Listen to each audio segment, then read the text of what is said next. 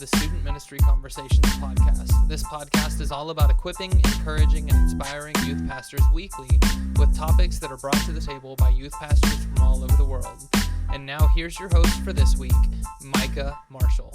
Hey, and welcome back to the podcast. If this is your first time listening to us, I want to welcome you. My name is Micah. I'm one of the hosts here at the Student Ministry Conversation podcast. And if you are ever looking for our podcast, trying to figure out where it's online, studentministryconversations.org. You can find all of our previous episodes, show notes, blog articles, everything that we do for this will be on there.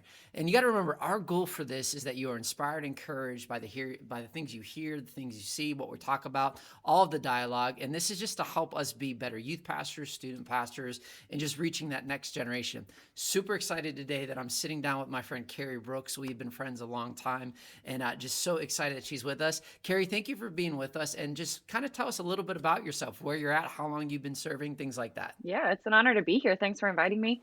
Well, as Micah said, I'm Carrie, and I've been in full-time youth ministry now for 17 years, which is insane. But currently serve at Connection Church in Pottstown, Pennsylvania. It's right outside of Philadelphia, one of the suburbs. And I'm the full-time youth pastor, and I do young adults also. But been doing that for a while, and I love it. And yeah, what else do you want to know? Yeah, no, listen, Carrie and I have been friends for a long time. We've been in the same kind of district and area of Pennsylvania, serving in youth ministry. Have had the privilege of being at her retreats, being at her conferences. And the one thing that I have loved that you have done over the years with the youth ministry that you're at, especially now, is you have been really, really intentional on creating a family culture within your youth ministry. And that's really what I want to focus in on today. And so I kind of want to hear that from your end. You know, why is that important for us to do? What made you kind of shift that way, and just all that type of stuff? Because it's super important that kids are just not coming to just one youth group experience, you know, during the week. But this is a culture of things that we have to kind of create and cultivate. And you've done an excellent job at this. And so kind of walk us through this process, if you don't mind, Carrie. Yeah, sure. So, man, I think for me, when I was growing up, when I was a teenager, I was connected to a youth ministry. And during the teenage years, my family was a wreck. My parents had split up. It was just super messy at home. And in the midst of all of that pain and craziness, I was just, trying to fill my life with all these things to keep busy. So I did a lot of sports. I did a lot of music, and just trying to have somewhere to go so I didn't have to go home. And I would go, especially for sporting events. I'd be out on the court or out on the, I was a skier, so skiing the trails, and I would see all these kids get to finish lines and come to the sidelines, and their parents would be there. And it would just be oh, my mom and dad came, and my mom and dad did not come. And it was crushing for me all the time. And I joined a youth ministry when I was, kind of all growing up, and we got a new youth pastor when I was going into my senior year. And this guy showed up at literally everything. He just was I'm a skier. It's freezing outside. I grew up in Maine. And so I'd get to the end of a race, and there he is, in his parka, just shivering, and probably his frostbite. And he's just cheering loudly. And I noticed it wasn't just for me. It was everyone. He was going to be there when no one else was there. And so when I started in youth ministry, I was like, man, I felt so loved when I had a family that was, it's not that they didn't love me, but they just weren't able to give me kind of a sense of security that I really needed in some formidable years. And so I was determined when I started out, okay, I want this space. If the halls of my school are not safe, and if the halls of my home are not safe or not welcoming, then the church really should be. And so I started saying to our students long ago, man, we need this to be a place where everybody's welcome, everyone's wanted, everyone's known, everyone's loved, because that's actually how Jesus treats us. And so, so instead of saying, we're such and such youth group or youth ministry, we said youth family. And that's kind of developed over the years. Now we kind of have this motto. I've used it at a couple different youth ministries, but where we are now, we say, we're not family how you've always known it. We're family how you want it to be. And so, See, that's yeah, awesome. That's so awesome. I yeah, love that. I love that. So really, Carrie, this is something that wasn't just a like concept that you came up with. This is something that you lived. yeah, This is yeah, something that you experienced because of one youth pastor just showing up in that moment. And not that he took the place of your right, parents or of your dad, but he stepped into a supportive role to be there for you in such a pivotal time. Even, you know, especially as a senior, your senior year, yeah, you're almost done, you're getting ready to finish, and you're skiing in Maine. yeah. I don't know if you're, if anyone, if any of our viewers ever been to Maine. It's cold. Maine is beautiful, but man, it's cold. It's Yeah, super cold. yep, Yeah, but like really, what that spoke to you, planted something in you to be able to say, okay, like this is something that I need to do. And let me ask you yeah. this, because you said you've been in this for 17 years. When did this concept really begin to come out of you in a sense of like, hey, this is what this is really about?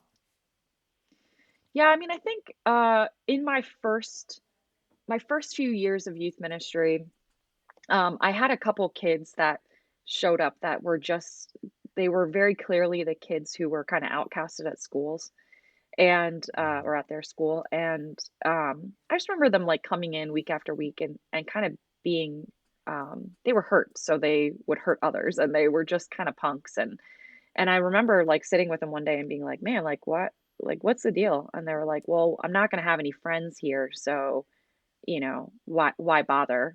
Like, Wow. and I was like, Wow. why don't you think you're gonna have friends here? And they were just saying like, oh, I get bullied like every day. And come to find out, like it wasn't just, and I said it earlier, like it's not just that their school wasn't safe for them, like they were at a home that was just super broken. And dad had left, mom was just in some sordid affairs and really not able to Mm, provide the support they needed.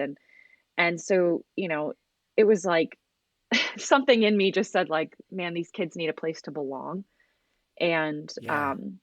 it got me, and so I after that I was like, I'm always looking out for the one that's like by themselves, because they like everyone needs a place to belong. Everyone needs that. It's part of, Absolutely. what we need to form well. And more Yeah. than that, Yeah. like that's the gospel, right? Like Jesus came to the ones that were Mm, outcasted. He came to the ones who needed to belong, to welcome mm, us into his family. And mm, Bible's pretty clear that we're seen as the body of Christ, but we're also adopted into the family of Christ. And so for me, it's a yeah. biblical way Yeah. to play out ministry. Wow. Well, and what I love about this is that, you know, it's almost like, you know, God is providing a place for a generation to be accepted and to feel that like, and not just like part of the crew or part of the group and it's the cool thing, but really what I love is it's the fact that it's a welcoming place where you're part of a family that is so much more than just youth group, and I think that's super important. I know from my demographic of kids that I work with, mom and dad are are in and out of their lives. A lot of those students, mom and dad are just non-existent. And you and I have had this conversation before, talking about the importance of the family culture, because I think every youth ministry is marked by a culture. But what I really believe is I believe that every youth ministry really should be this. It should be Mm, this family-based culture, yeah, because it can minister to those. I mean, just having those students coming in and you knowing like, hey, this is where they need to be. And I think sometimes yeah, it goes far above and beyond just being the youth pastor. You're realizing that maybe I'm stepping into like more of a spiritual mom or dad role. yeah. Do you find that it happens a lot with what you're doing with the type of ministry and with the kids, especially if you're cultivating this family culture, you're going to find yourself stepping into a role. Yeah, yeah, and I think when I recruit my leaders, we talk about that a lot. Like, hey, you get to be, spiritual moms and dads. You get to be spiritual big brothers and sisters or cool aunts and uncles. Like, your your role here is to provide something that, um, maybe they're really seeking. And we're really careful to say, like, I probably say like every week, like, hey, welcome to, we're called Connection Youth, so welcome to Connection Youth family.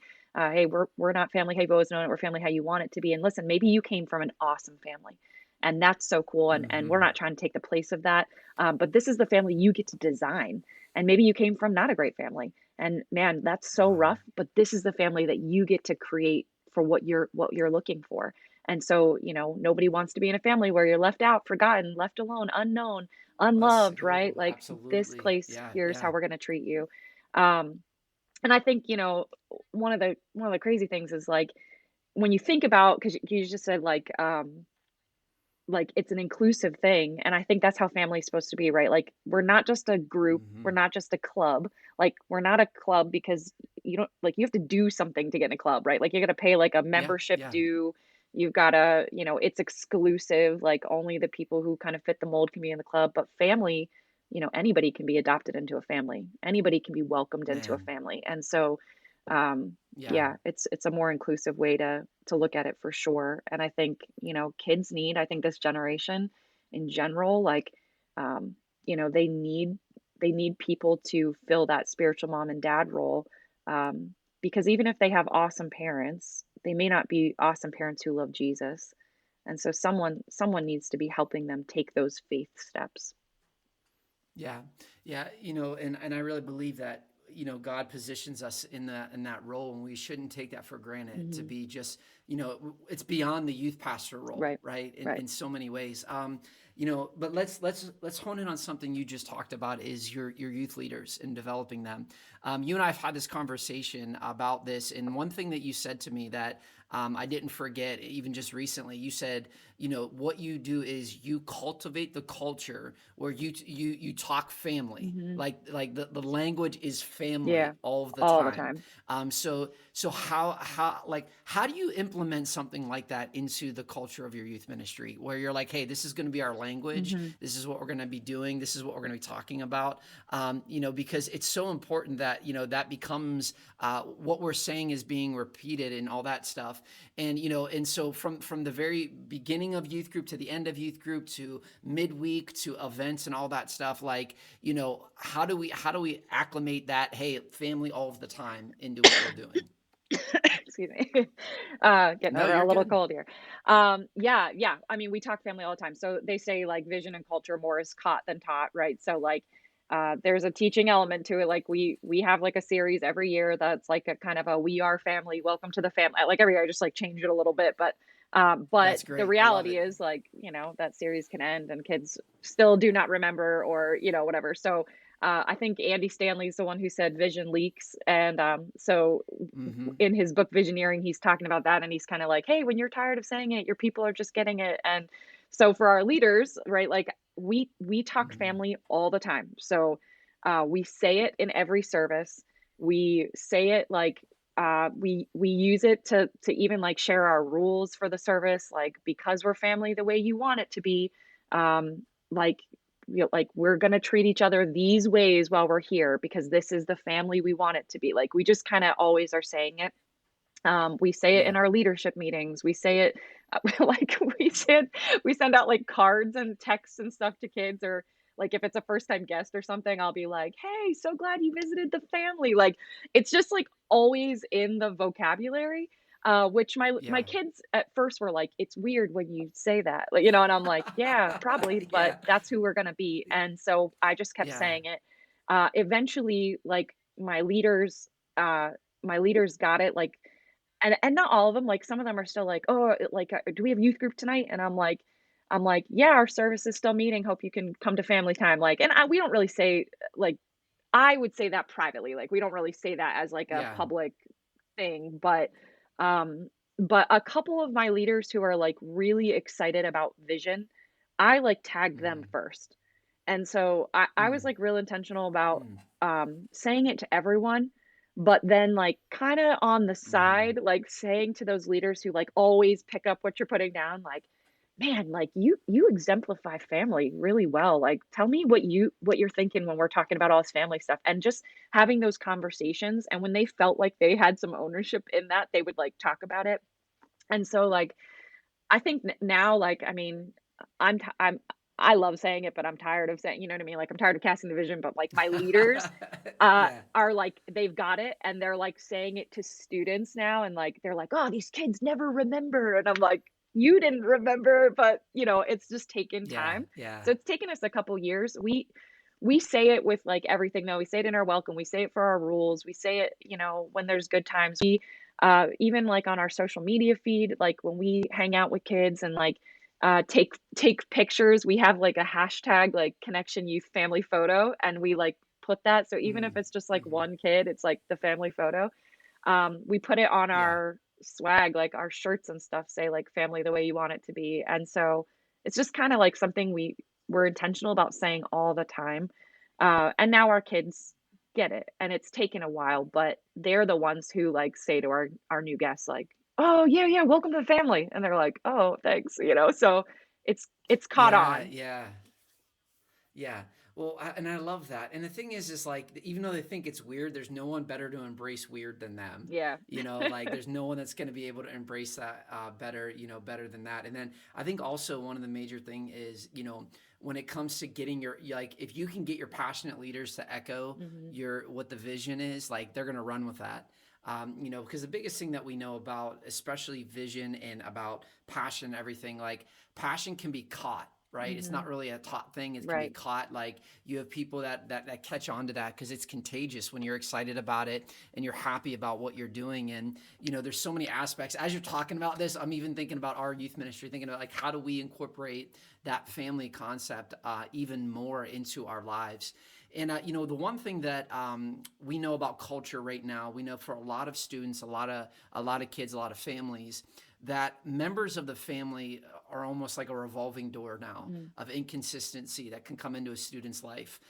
They're so apt and used to change because people are coming in and out all of the time in that. And so I think the biggest thing that I love about this, is that like, you know, you show up more than once a week. You're doing more than what you're usually doing. Like the connection really matters. And Mm. like I think about my brothers and my sisters. I think about like my mom and dad. I might not talk to them for a few days, but I know for a fact that if I need something, I can call them and it's going to get done. It's going to happen, and having that conversation. And I think that's so important, incorporating that into, because family matters. Hmm. And I've heard you say this before, like family shows up Yeah, more family than does once show a up. week. Family Yeah. shows up, consistency. Yeah, I mean, that's like a big deal for us to be in kids' worlds outside of Wednesday night. So like we have our Mm, services Wednesday, but like I love like on a Sunday morning looking around and seeing my youth leaders connecting with kids from their small groups, or just like making sure I have like one guy who's like, "I'm gonna high five every teenager today." I'm like, cool. Like he's like his thing, right? And you then go like for it. yeah, I'm like, whatever floats your boat, man. So but we actually like make a big deal about them being there more than just like the service times. Like these are the times you're expected to be Mm, here because this is when we yeah, have service. yeah. But what would it look like for you to, maybe once a month go out there and take a kid out for a coffee? Or what would it look like for you to show up at a school Wow. for a game? So we have like a little connection plan that our leaders follow, that give them other touch points throughout the year of ways to connect with kids. Like once a week they'll pray for them by name. Once a week they'll send a little text or a voice shout to like one of their kids. Once a month they'll Mm, send a handwritten card to one, and it's just to one kid. It's not every kid in their group, every kid they know. Just pick one, yeah, pick a different yeah. one each week, different one each month. But then once a quarter we say go get in their world, like just be with students. So it's super fun. I think that the most fun is like when it's homecoming week. Like we have several schools, maybe like 8 or 9 schools that are part of our youth ministry, and they all have Okay. homecoming around the same time. So we like divide and conquer as leaders, and we're like get to something. So I think I Yeah. went like in one day, I went to like 2 homecoming soccer games, 2 homecoming volleyball games, and a football game. And while I was doing that, I had leaders at another Wow. school doing the same Yeah. thing, and another school, and we're just all sending photos in. And so we wait after the game, we get a photo with the kids and their team and like their friends and like anybody who's part of, and it's become a thing now. There's a few schools where like they have a couple kids from our youth ministry, and when we show up on the sidelines and we're cheering loudly, and we've showed up as this team of leaders, or what we've been trying to do lately is like, hey, grab 2 kids from that kid's small group that can go cheer on, because it's not just about us showing up, it's about their brothers and sisters showing up. And so now these Yeah. leaders are walking in with an entourage of students, showing up at a game, cheering on the sideline for, sometimes their rival school, which is always hysterical. um, and then the kids coming over at the end of the game, and they're getting a picture with all these friends that have come to support them. At some schools with more than one kid, when we show up, their buddies are like on the bench, like punching them, like, "Yo, your group's here, your family's here." And then it's like the crew of Yeah. us, right? These kids, these other kids are teammates. They don't come to our youth group. They just know, like, oh, Carrie just showed up with all these people, and then like they're bringing their friends over, like, oh, I want you to meet like these guys. All we go to the same church, and Mm, oh, we're gonna do a family photo, and like I'll ask the kids who are like not part of it, like, yo, do you want to take the photo of our family? Or you want to be in it? Do you want to be in it? You could come in. yeah. But the kids are like, yo, you don't come to you have to come on Wednesday. It's like an easy way to get And they're them. like, no, So outsiders. yeah, it's like, but it's so fun. And then we post them up on our social media, hashtag Connection Youth Family Photo, and we tag all the kids that have the media, Yeah. and they're like sharing it with their friends, and they've started saying now, like, oh, I love my family. And so it's Mm, cool to see, but it's because we show up, we show up for tough yeah. moments, we show up for good moments, we show up for important moments. Um, and uh, and I can't go to everything, so I'm so thankful that I have leaders who have caught that vision. And honestly, it's not hard Yeah. to catch. Like, you might be thinking like, oh, it's a lot to ask of my volunteers. And I would say, make it an easy goal, right? Like, make it measurable, Hmm. easy. We ask for them to go once a quarter, pick one kid once a quarter and show up. But what I found is Yeah. they had so much fun at the one event they went to. And when their Mhm. students saw them and it was like, oh, this means something, now they're like, I gotta get to all these things. So for us, we just, as Mhm. a logistic thing, right? We have a Google Calendar that all of our leaders have access to. And at the beginning of different seasons, we kind of tell all our parents, tell our students, hey, send in your schedules. I put them all in the calendar, with the kid's name attached to whatever event it is. So leaders can just look at the calendar and go, oh, that's a kid from my small group. So I'm not calling my leaders like, hey, can you get to this event? I'm like, check the calendar and go to what you can. And if you want to Yeah. bring other students, like, get permission from their parents and take them. And so I often don't even know people are at events until I start getting the pictures. Like, hey, can you post this? This is our family photo. And it's like, yep, That's awesome. yeah, That's awesome. That's awesome. I mean, and I think this is just so important.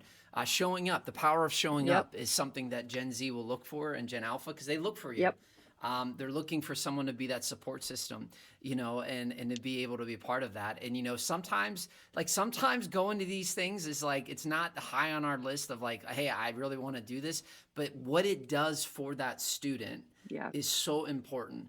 And then what it builds that I use the terminology relationship yeah, equity with your yep, students. Every time you show up, every time you're there, that equity, that relationship is continually building. But especially when I've gone to games before where they're like, Pastor Mike, you don't need to come to this game. My team's horrible.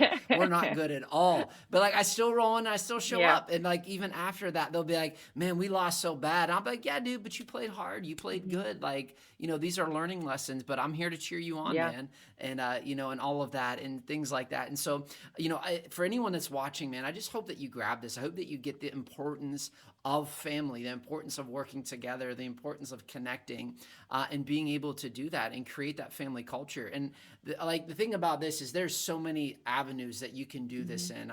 I know from, just the language to the promotional material, to the sermons, to the small groups, to all cultivating and all of that. It's super important, and I hope people are catching yeah. this and catching your heart. One thing I always like to do, especially if I know people that I'm interviewing, I ask them to share a story. That's funny. So do me a favor, Carrie. Can you share? I Can you share? I already No, know. no, I no, already know. no. It's not that Okay, one. go, go. Can you do me a favor? Can you share the diving event story of showing up at the school? Yeah, The yeah, intention of showing yeah. up and what that was. It's just a great Yeah. story. Yeah, so the last youth ministry I worked at, I had this boy who was he was like a swimmer and he was a diver, and he was like, "Yo, you got to come to my diving matches. Like, it'd be so cool if you showed up." Like, yeah, which I will say, like, kids they always think it's cool you're there. They don't always tell you they think it's going to Mm, be cool if you come. So like you might be like exactly. this kid's looking at you at the sideline like, why is, but know that they actually do care. So anyway, he Yeah. Well, invited me, yeah. right? So I'm like, oh yeah, I'm gonna go. His kid's name is Trevor. I'm like, yo, I'm gonna go see Trevor dive, and I'm also gonna bring like all his buddies. So it was like a surprise for him. Like, I'm gonna get all the boys from his small group, and we're gonna just Hmm. show up on site, and we're just gonna cheer our hearts out. We're just gonna let him know, like, man, we are here for you. We're your family. So I here's the things I did not know about diving. You're actually not allowed to cheer at these things. They don't want any distraction at all, right? Like, so you're supposed to like a polite golf clap, but not even like, just very silent. It was just like Hmm. silent in the stands. And so a couple kids had gone. So he was like third up on the diving board.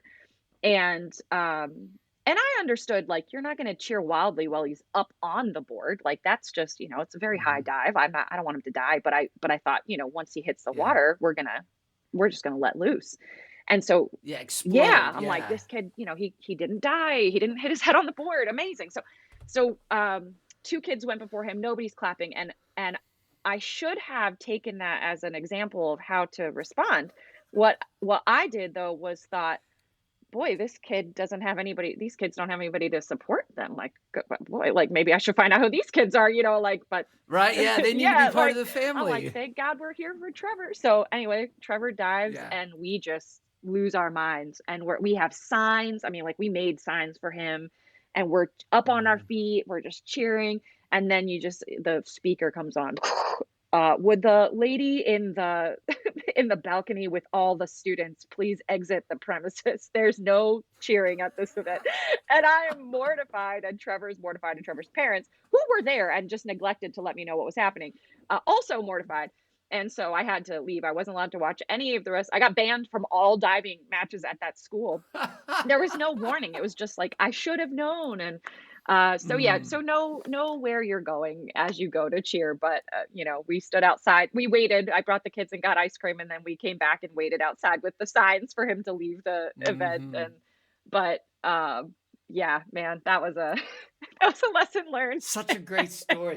But listen, the heart was in it, right? Like the heart was We were in it. there. You know, that you were there, you were ready to cheer on your family member, you were ready to cheer on one of your guys. And I think that's absolutely awesome. I think it's important. I just think it's funny. It's such a funny Yeah. story because who else to have, like, this is what happens in youth ministry. Like, sometimes you show up, the intentions are good, and yet you don't really know what Yep. to do, but you're there with the right intention and the right heart. And what I love about that is it's a memory that will always stick. It's a memory for Trevor. It's a memory for you that you get to share and just laugh about now, and be able to do. But like that right there, that is, and this is what I believe as we wrap this up. I really believe that sharing memories and experiences with your students is one of the most powerful things that you can do, Yeah. because they're not going to remember everything that Carrie Right. preached. They're not going to remember everything that you preach or I preach, but they're going to remember when you showed up to the diving event, when you're at the soccer game. Hmm. They're going to remember when you had the family dinner event. One thing we do is a family, we call it our Refuge Family Thanksgiving dinner. Hmm. All of our campuses come together. We have a huge Thanksgiving dinner, hundreds of us here eating. And that's one of the biggest events. And still, I have kids from 10, 11 years ago that still talk about that, because we're sharing that family memory experience with Yeah. them. So good. And I think that's just I think it's so Yeah. important. I think it's important for us to do. And so, Carrie, if any viewers or listeners would like to connect and hear more about this, or get more information about your youth ministry and what you're doing, where can they contact with you at? How can they contact you? All of those Yeah, things. so my email, I'll give you that, is Carrie, my first name, so Carrie at cometoconnect.com. I'm assuming we'll drop it in the show notes there. Yep. And Yep. then Absolutely. if you want to check out like what our I would not say I'm the best Instagrammer in the world, like subpar really, but if you want to Mhm. check out our youth ministry and see some of the family photos and what we do, you can go to at CXNYTH. Yeah, other than that, like, I don't know, reach out, email me. I'd love to talk to you. I always love connecting with youth pastors, and we can talk, anytime we can be a help to you. I'd love Yeah. it. Yeah. Well, hey, and listen, again, I know Carrie well, and I know this is her heart. So if you're viewing this, you're watching this, she loves the network. She loves to help. She loves to connect with people, loves to share her experiences, also loves to gain wisdom, and just is a total, just a total legend in youth ministry and what we do. Carrie, thank you so much. I love what you do. I love your heart. Thank you for, just jumping on our Student Ministry Conversation podcast with us. And maybe we'll have you on again on another time, and some other things we could talk about. But so appreciate it. Hey guys, thank you again for tuning in. Student Ministry Conversations. We have a ton of more podcasts out there. So many amazing guests, so much information. So make sure you tune in. Until next time, I'll catch you later.